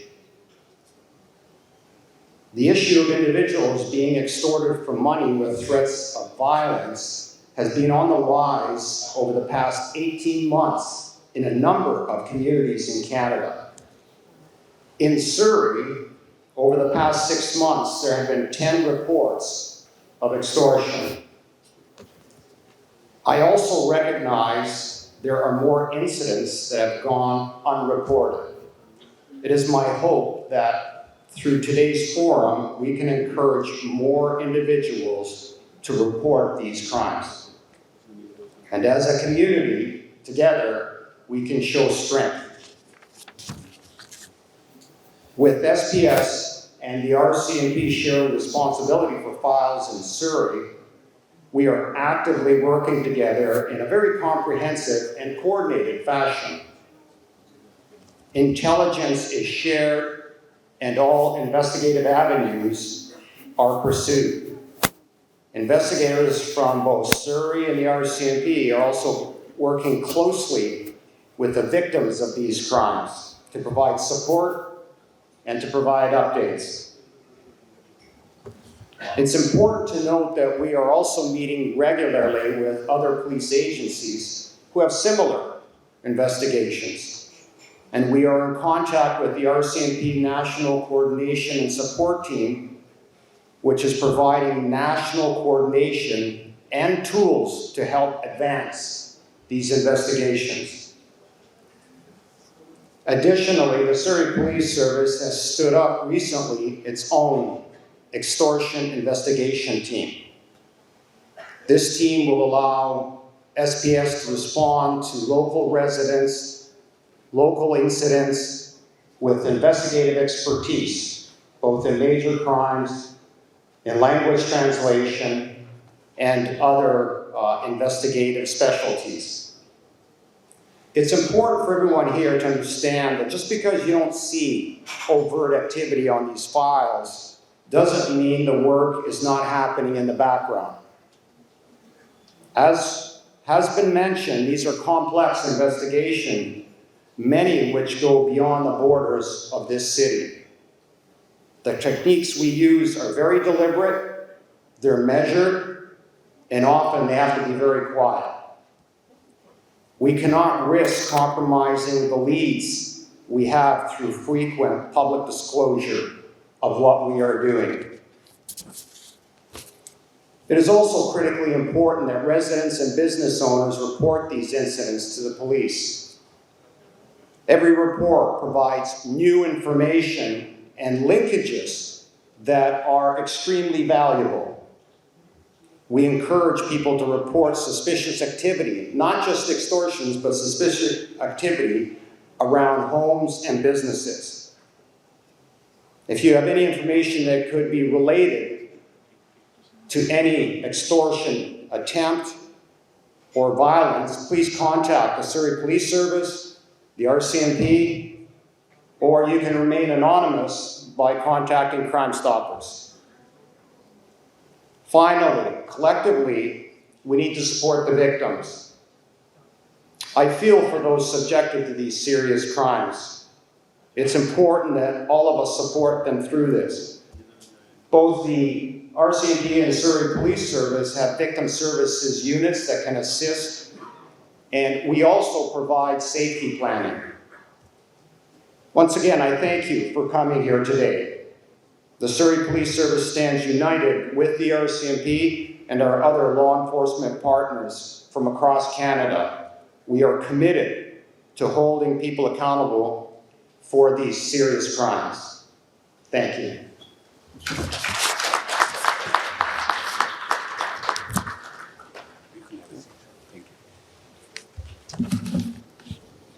Thank you, Police Chief, Surrey Police Services, Norman Lebuski. Now I request RCMP Chief Superintendent Wendy Meher. She's also Provincial Operations Sport Unit. Please say a few words.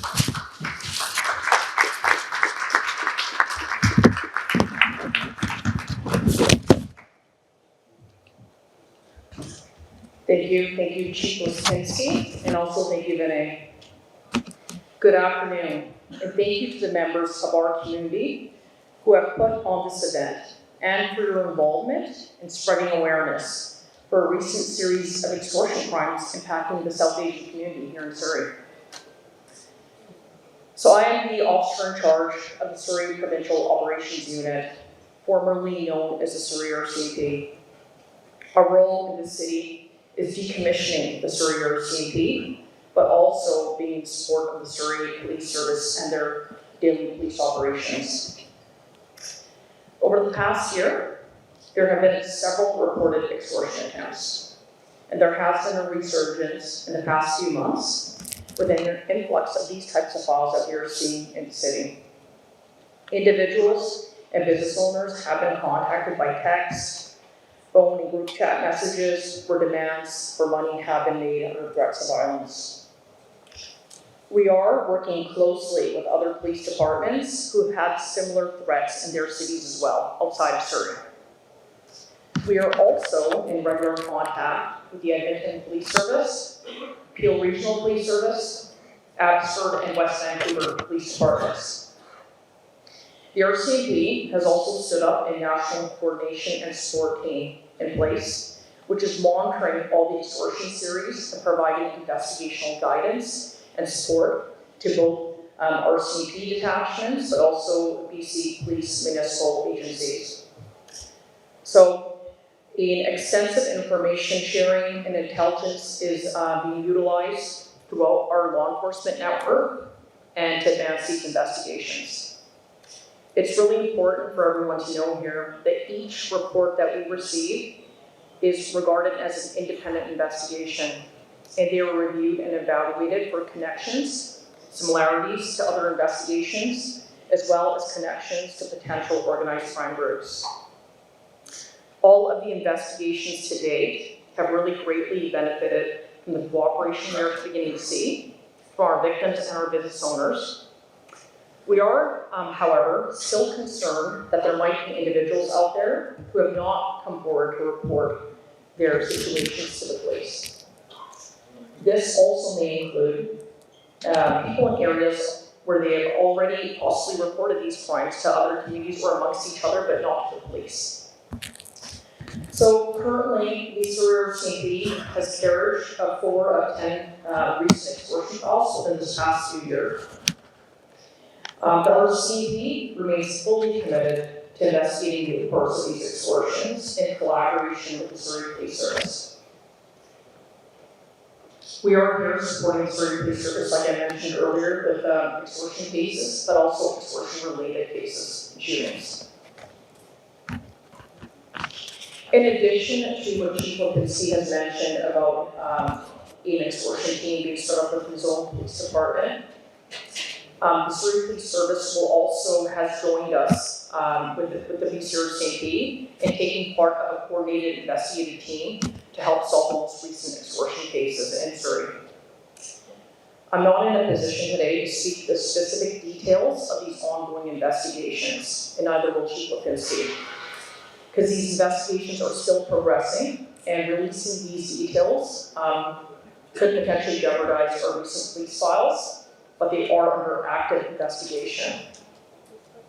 So our officers have put up, in addition to 20,000 and plus investigative hours into these investigations, and we're communicating regularly with agencies across the Lower Mainland and BC. At this time, I cannot confirm if these threats are linked to any one organized crime group. However, I encourage you all to come forward and share any information you have with the police to help us in our investigations. We do need your support as a community. I just want to share a few safety tips as well with community members. I encourage anyone who's been a victim of an extortion to reach out to the police immediately. If you are the target of an extortion, do not attempt to engage the suspects or do not send any money. Instead, contact your police immediately. We discourage anyone from complying with the demands and ask once again that they contact their local police immediately. Holding those accountable is extremely important. And we are here to support these valuable members of our community. So please, once again, do not comply with these extortion demands, and please follow any safety plans that have been provided to you by either the Surrey Police Service or the RCMP. And lastly, just 2 words of Punjabi. ਇਸ extortion files ਬੜੇ serious ਹਨ ਤਾਂ ਕਾਨੂੰਨੀ ਦੀ support ਤੋਂ ਬਗੈਰ ਸਾਡੀ job ਕਰਨੀ ਬੜੀ ਮੁਸ਼ਕਲ ਹੋ ਜਾਂਦੀ ਹੈ ਕਈ ਬਿਜ਼ਨਸਮੈਨ ਇੱਥੇ ਪੈਸੇ ਦੇ ਚੁੱਕੇ ਹਨ ਸਾਡੇ ਵੱਲੋਂ ਇੱਕ ਰਿਕੁਐਸਟ ਆਈ ਹੈ ਜੇ ਤੁਸੀਂ extortion ਦੀ ਵਿਕਟਮ ਹੈਗੇ ਹੋ ਜੇ ਤੁਸੀਂ ਪੈਸੇ ਵੀ ਦੇ ਚੁੱਕੇ ਹਨ ਪਲੀਜ਼ ਨੂੰ ਜ਼ਰੂਰ ਫੋਨ ਕਰਿਓ Again, ਜੇ ਤੁਹਾਨੂੰ extortion ਦੇ ਫੋਨ ਕਾਲਸ ਆ ਰਹੇ ਹਨ ਜਾਂ ਟੈਕਸਟ ਮੈਸੇਜ ਆ ਰਹੇ ਹਨ ਤੁਸੀਂ ਰਿਸਪੌਂਡ ਨਾ ਕਰੋ ਜੇ ਤੁਸੀਂ ਫੋਨ ਨੰਬਰ ਵੀ ਨਹੀਂ ਰੈਕਗਨਾਈਜ਼ ਕਰਦੇ ਪਲੀਜ਼ ਨਾ ਫੋਨ ਚੱਕੋ ਤਾਂ ਤੁਸੀਂ ਆਪਣੇ ਸੇਫਟੀ ਪਲਾਨ ਨੂੰ ਵੀ ਫੋਲੋ ਕਰੋ ਤੁਸੀਂ ਕਿਰਪਾ ਕਰਕੇ ਪੁਲਿਸ ਨੂੰ ਫੋਨ ਕਰੋ ਜੇ ਤੁਸੀਂ ਪੁਲਿਸ ਨੂੰ ਫੋਨ ਕਰਨ ਕੰਫਰਟੇਬਲ ਨਹੀਂ ਤੁਸੀਂ ਕ੍ਰਾਈਮ ਸਟਾਪਰਸ ਵੀ ਫੋਨ ਕਰ ਸਕਦੇ ਹੋ ਥੈਂਕ ਯੂ ਸਤਿ ਸ਼੍ਰੀ ਅਕਾਲ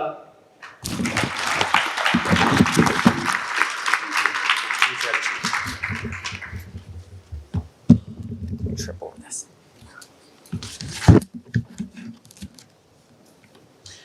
Thank you, Wendy, for also speaking in Punjabi. I think English ਸਾਰੇ ਸਮਝ ਲੈਂਦੇ ਆ ਪਰ ਜਿਨ੍ਹਾਂ ਨੂੰ ਥੋੜਾ ਸੀਗਾ ਪੰਜਾਬੀ ਦੇ ਵਿੱਚ ਵੀ ਪਤਾ ਲੱਗ ਗਿਆ ਹੋਇਆ ਵੈਂਡੀ ਜਸ ਸੈਡ ਵੀ ਤੁਹਾਨੂੰ ਜੇ ਕੋਈ ਵੀ ਕਾਲ ਆਉਂਦੀ ਹੈ ਪੁਲਿਸ ਨੂੰ ਜ਼ਰੂਰ ਦੱਸੋ ਚਾਹੇ ਐਕਸਟੋਰਸ਼ਨ ਦੇ ਚੁੱਕੇ ਆ ਜਾਂ ਕਾਲ ਆ ਰਹੀ ਹੈ ਜਾਂ ਮੈਸੇਜ ਆ ਰਿਹਾ ਇਟਸ ਵੈਰੀ ਇੰਪੋਰਟੈਂਟ ਕਿ ਆਪਣੀ ਸਾਡੀ ਲਾ ਐਂਡ ਇਨਫੋਰਸ ਜਿਹੜੀਆਂ ਵੀ ਏਜੰਸੀਜ਼ ਉਹਨਾਂ ਨਾਲ ਆਪਾਂ ਕੰਟੈਕਟ ਵਿੱਚ ਰਹੀਏ I have one more speaker and I also want to recognize Mayor of Langley, Honorable Eric Woodward. He is here. Thank you very much for taking the time and being part of this important conversation. We also have our former Mayor Doug McCallum in the presence. Thank you very much for coming. Now I request Mr. John Rustad, Leader of Opposition of BC Legislation, and along with him we have MLAs Linda Hepner, MLA Eleanor Strucko, MLA Brian Chapper, her MLA Herman Pangu, MLA Steve Cooner, and MLA Mandeep Taliwal. Thank you very much for taking the time and being part of this important conversation today. After John's speech, we'll move to our next agenda, which is the question answers from the media. So let's get ready and let's proceed. Thank you, John. Thank you, Vinny, and I will try to keep my comments short. I want to start, first of all, by thanking Satish and the organizers, particularly Satish for being brave to come out and talk about this. I want to thank everybody else that's come forward as well in terms of raising these issues of extortion.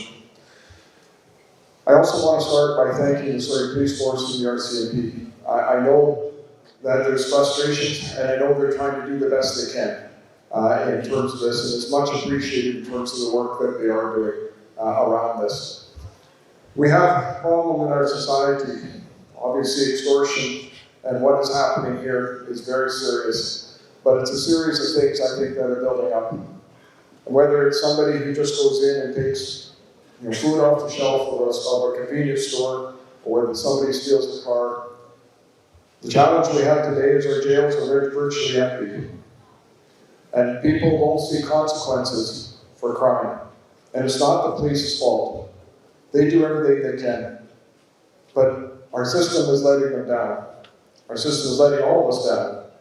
Whether it's the small crime that is making it so difficult for business, or whether it is more serious crimes on the extortion and attempted murder and murders that are going on. There has to be consequences to be able to curb these actions. People need to know if you do something that is breaking the law, there are consequences for doing that. So there needs to be changes. About 2.5 years ago, I met with a group of about 50 business people talking about extortion, and we talked about some ideas to try to solve it. And 1.5 years ago, we did the first gathering here and talked about these, and there were lots of promises made around what needs to change.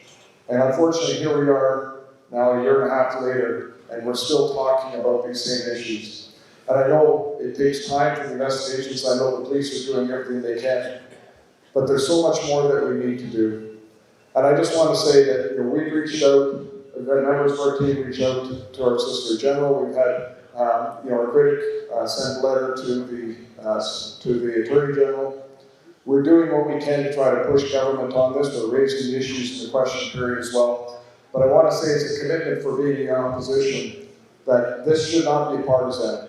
We're prepared to work with government to put whatever resources are in place to make sure that we can keep people safe, to make sure that we can see the changes that are needed to be done to get people off our streets, so that we can stop it both in small crime all the way through.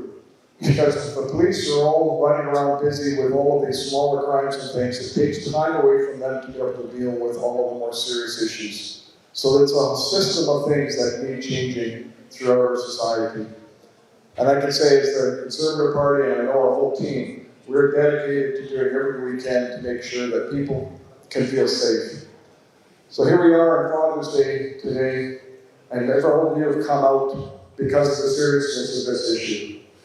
And I thank you for being here and being part of this, and being part of how serious this is. But for anybody who is a parent, they just want to see the best for their children. And for the children, the grandchildren, they want to see their parents or grandparents being able to be safe and living in our society. That's who we should be as Canadians and British Columbians. We should be able to have that sort of safe society. We should be seeing this kind of crime continue to grow and expand at all levels. So we are committed once again to doing everything we can to advocating for the changes that are needed so that people can feel safe. Thank you once again to Satish, the organizers, for the work that they've done in terms of making sure we raise this issue. And thank all of you for coming out, because by being here, you're raising your voice saying, yes, we need change. We need to see action. And like I say, that's what we're committed to delivering. Thank you. Thank you, John Lester. Thank you very much for taking the time and being part of the community to address this very important issue. Now we're going to quickly move on to question-answer session. The first question I will request Red FM representative to ask. We have our volunteers with mic. Please go ahead, and wherever you are, address over there. Please address your question to the person that you want to answer from. So basically, just say this question is to this person, and please ask your question. Thank you. Hello. Gaurav Singh from Red FM. My question is to Surrey Police Chief. There is a growing perception within the South Asian community that they are being infected, that if this had happened to another community, the response would have been different. How do you show them their safety, and what steps will you take to break this type of perception? Oh, sorry.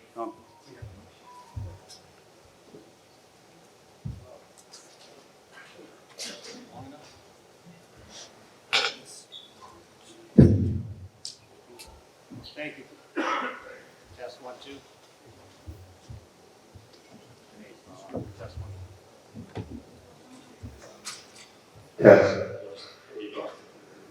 Thank you very much for that question. And the Surrey Police Service became the police jurisdiction last November.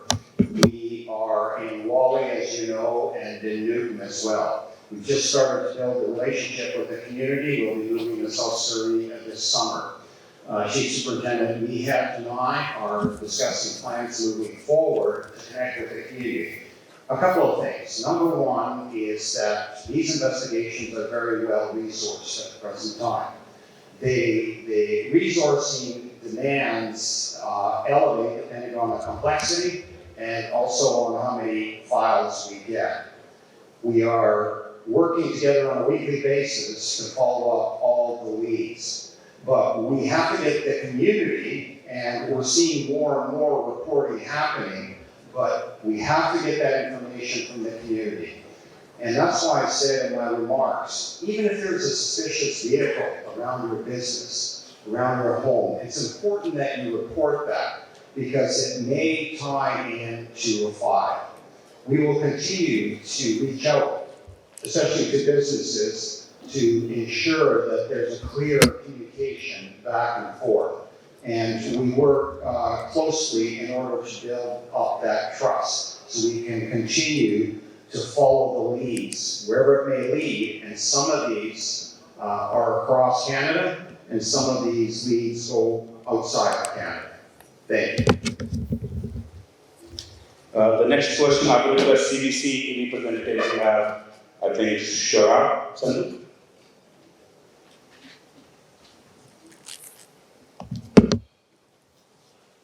One of the things that we have seen over the last year and a half is that there is a factory that's still up there. People are extorting, getting extorted, and the perpetrators are doing that act, but then they go on social media and claim responsibility for it. What is it that you're hoping? What is that's going to stop this factory? What are some of the goals that you hope to achieve that will stop this from happening again and again? Thank you for that question. So first of all, we live in a society where there is free speech under the Constitution. And so we've all seen the rhetoric on social media, a variety of topics. Know that the police monitor and look at after there's an incident on social media to see if there's any investigative leads that can be gleaned from some of the postings there. It's very difficult, but we are very much on it and watching that. But in order to curtail that kind of activity is very difficult because of the Constitution, as we know here in Canada, and the free speech laws. Next question is from Connect FM, Parvez. The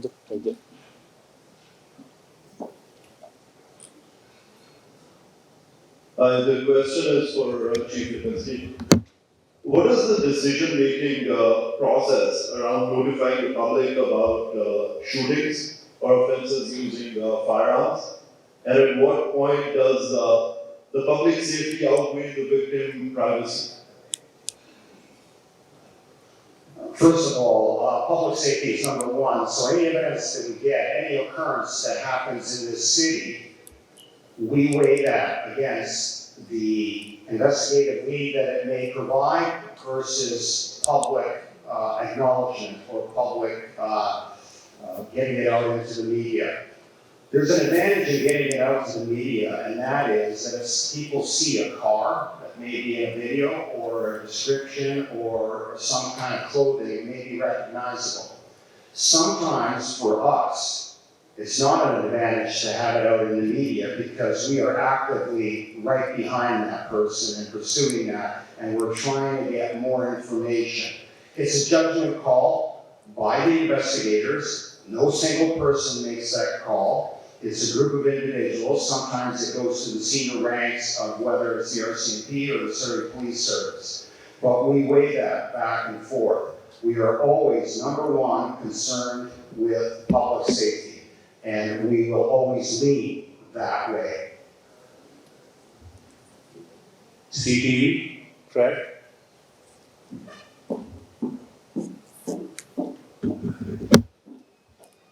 Thank you. This question's for Minister Bay. We have a room full of very concerned residents, as well as videos that we watch of people opening fire on buildings and businesses. We also have the mayor on this economic terrorism, and in the community hearing the word terrorism obviously sends a lot of chills on many people's spines. What's your reaction to Mayor Locke's comments about experimenting with the police? Can you hear me?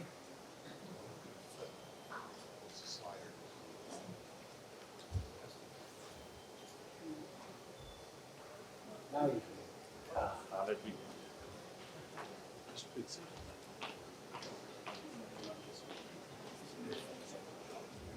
Yeah.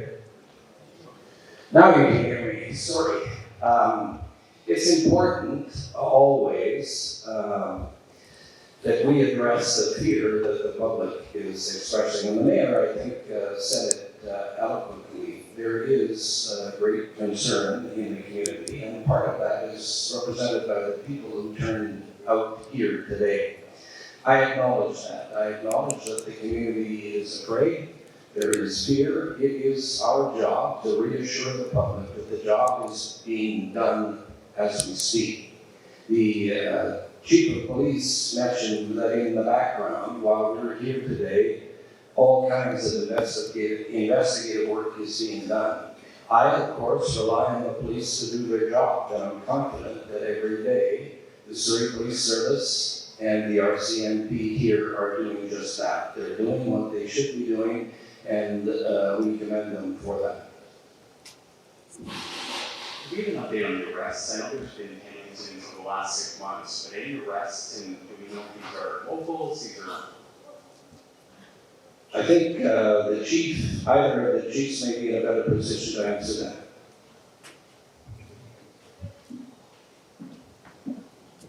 Specifically, in regards to extortions, there has not been any charges laid in the last 6 months in Surrey. But that's not to say that there won't be. That's all I'm going to say at the present time.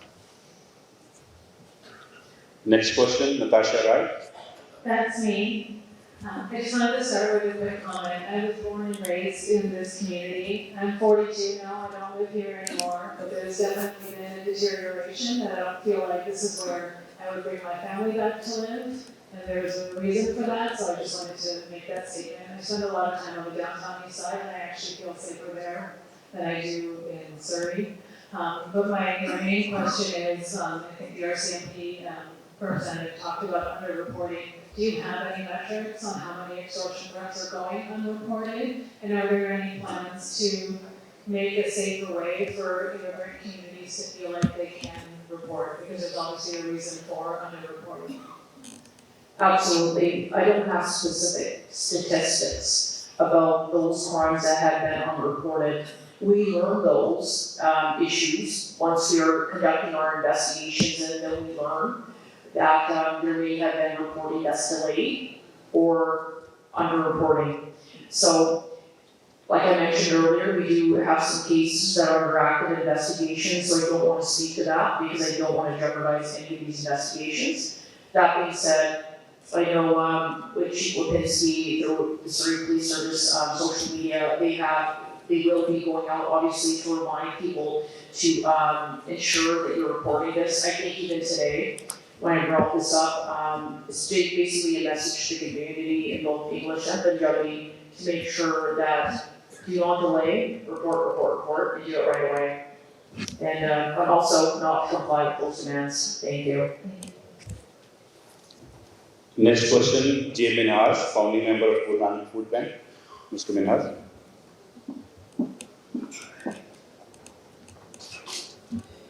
My question, actually it's not a question, it's a request to Mr. Beck.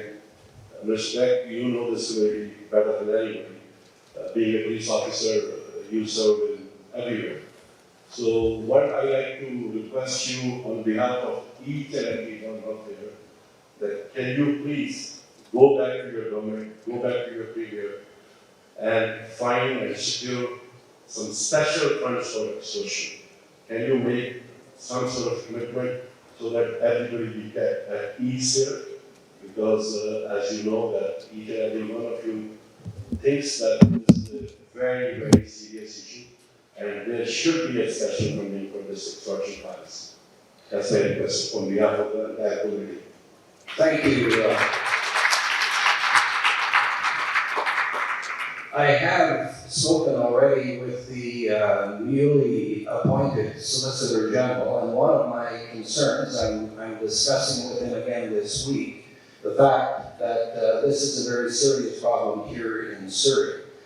I don't think the federal Solicitor General can make a law, particularly for Surrey, and I don't expect him to do that. I expect him to be able, in some fashion, to address the concerns that we have, which in this case are peculiar to Surrey. Now that may be a new law or a law that addresses the intricacies of the offense here in Surrey, particularly when it involves other countries. So I have a good relationship with Suk and the federal members here. I will speak directly to my counterpart in Ottawa so that we're on the same page with the issues that you address. Thank you. The next question is from Sunil Kaushal.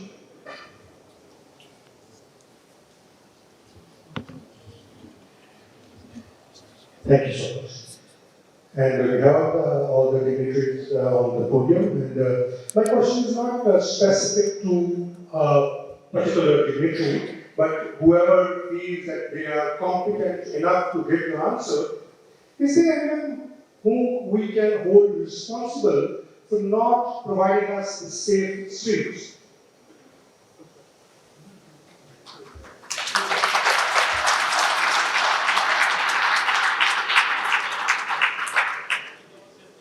I'll take a stab at answering your question and then perhaps open it to someone else who may feel that they have something to say about it. Safe communities is not just a catchy, but in most cases, I think the communities can be the builders of a safer community. We turn to the RCMP, to the Surrey Police Service, because it's their job to enforce laws for those who break the laws. So it's a pretty complex task that is in front of us, but as a community, we can face it. Yeah, thank you. That's a very good question. My discussions with the RCMP and as a new police service looking at the data and working with my board and then working with mayor and council, I'm interested in looking at the numbers to see about how much we should increase police resources in Surrey.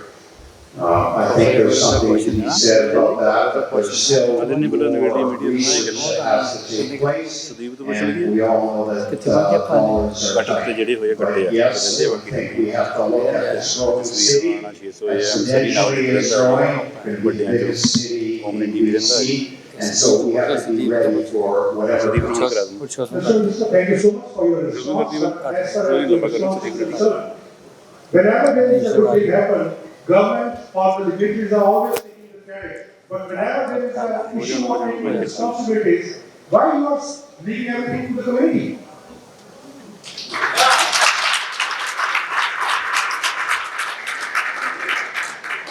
We have, as a province, invested a tremendous amount of money in policing. It's a very big line item in our budget. For example, during the past 2 years, we have recruited 250 police members across the province. That's a lot of bodies, and that's a lot of responsibility to the policing. It's not fair to say that we don't take it seriously or we're blaming anyone, because we're not. I am simply saying that it is the responsibility of the police, coupled with government, to ensure that together we have the proper policing for the province. And it's going to be different in various areas. So in the city of Surrey, we have a Surrey Police Service, we have the RCMP, and a policing problem that we're working on as we speak. If you look at the data in Surrey, it's the crime is leveling off, but it's not about the data, it's about how everybody feels. And we recognize that there is a fear in the community. We only need a couple of these serious crimes to occur, and everybody's scared. Having a forum like this, reaching out to the community, having the community phone us with tips, having the community phone the RCMP, SDS, or even Crime Stoppers is a step in the right direction. But what we want to do is continue to build with the community. It's often said in policing, we don't police to the community, we police with the community. We're not going to solve this unless we have a two-way street of information going. So number one, working with the community. Number two is anybody that has any information, please step forward, and you could be anonymous if you dial up Crime Stoppers. I'll start off and just make a couple of comments. I don't want to get into details of that investigation, but it is important that when people are victims of crime that they report it immediately and not having a delay. All kinds of problems if there's a delay, evidence, video, etc. In that particular incident, you may recall that you saw our camera there. We did get some evidence from that camera. Again, I'm not going to go into the details there, but what typically happens is when there is a shooting, and whether it's myself or Chief Superintendent Mihai, we get a hold of or text the mayor, notify certain people, we text or get a hold of Gary Begg's office, so everybody's on the same page as far as what is going on. But again, I circle back to once a crime happens, report it immediately. It's very, very helpful that way. Thank you for that question, Joseph. I did not in fact know at the time that you had brought it up on radio about that shooting, and I think at that time I said to you, you have my number, Jester, please give it to the family, and you did, and I thank you for that. So I spoke with him, I actually met with him within probably 2 hours of that call. And so I thank you for that. And I think everybody pretty much knows how to get a hold of me. Most people have my cell number even, and if you don't have it, you can get it. But I think you've hit on something that's really crucial, and that is the communication to the mayor's office. I often know what's happening in the community just immediately. And it's just because we are such a close community. I know probably 3/4 of the people in this room personally. You all know how to get a hold of me, and I'm grateful that you do. But it is, in that particular instance, I didn't have any information, and I think it is really important, and it's something that the chief and I have to work on, that communication is very direct and very immediate.